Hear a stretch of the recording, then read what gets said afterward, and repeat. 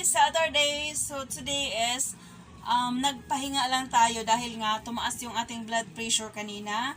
So that's why nasa bahay tayo as of now. And we are going to maybe rearrange for my room dahil nga may gagawin kaming something new. So that's why we need to rearrange my room. So maliit lang naman yung room ko, guys. So kaya kailangan ko siguro magbabawas ng ibang gamit na yung wala nang hindi na siya masyadong ginagamit, or else i-arrange lang siyang mabuti, or kaya basta ganon lang.